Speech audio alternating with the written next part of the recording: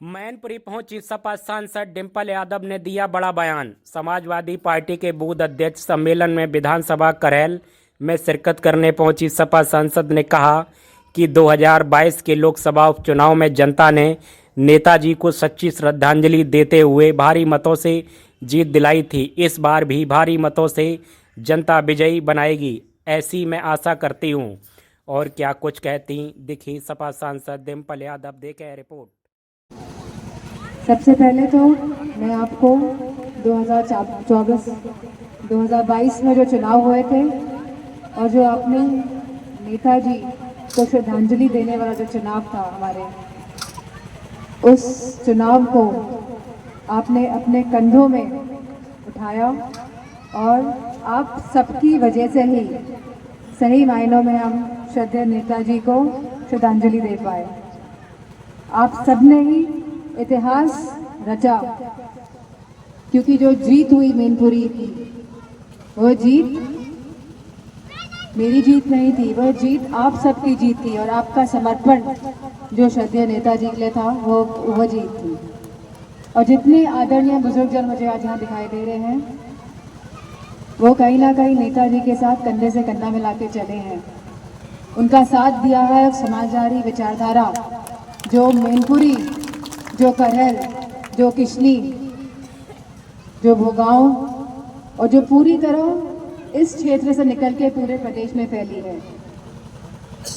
और कहीं ना कहीं इस लड़ाई में, इस विचारधारा ने एक सामाजिक, आर्थिक और राजनीतिक न्याय और हिस्सा देने का भी काम किया है। क्योंकि हम जानते हैं कि आज से 30-40 साल पहले क्या स्थितियां थी, किस तरह एक राजनीतिक हिस्सेदारी के जो हकदार हैं हम सब, वो यहाँ पे नहीं थी। और नेताजी ने बहुत समाजवादी पार्टी को आगे बढ़ाया और उस सब में आप सब लोगों का समर्पण, आप लोगों की निष्ठा हमेशा हमेशा के लिए याद करी जाएगी और यह क्षेत्र हमेशा नेताजी के क्षेत्र के नाम से ही जाना जाएगा। अब चुनाव आ रहे हैं, हम सब जानते हैं, बहुत ही महत्वपूर्ण चुनाव होने जा रहा है। और हम सभी जानते हैं भाजपा जो साम दाम दंड भेद सबका उपयोग करेगी, मैनपुरी में तो करेगी ही और पूरे प्रदेश में भी करेगी। लेकिन अब जो इनके तरीके हैं वो हम सब लोग जान गए हैं, किस तरह वो हमारे कर्मठ कार्यकर्ताओं को निशाना बनाते हैं।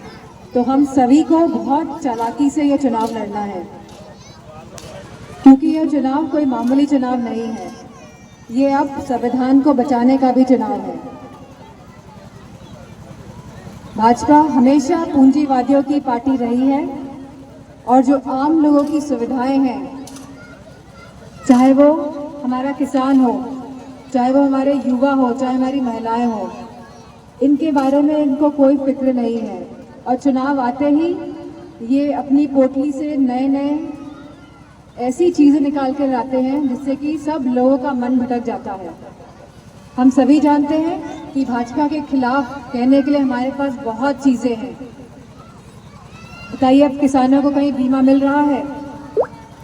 युवाओं के पास नौकरी नहीं है और खाद की बोरी में चोरी है, डबल हो गई कि नहीं हो गई? और बिजली देखिए, बिजली की क्या व्यवस्था है, और शिक्षा और स्वास्थ्य की क्या, हमारे यहाँ पे पूरे उत्तर प्रदेश में बहुत बुरी हालत है। लेकिन साम दाम दंड भेद अपनाकर, और अब सभी ने देखा होगा कि किस तरह बॉन्ड वाली जो अभी लेटेस्ट खबर आई थी, देखी कि नहीं, कितने करोड़ों करोड़ रुपए बॉन्ड के माध्यम से भाजपा वाले लेते आए हैं और किस तरह बॉन्ड के नाम से ये जो चंदा इकट्ठा करते थे उसको छुपा कर रखा है।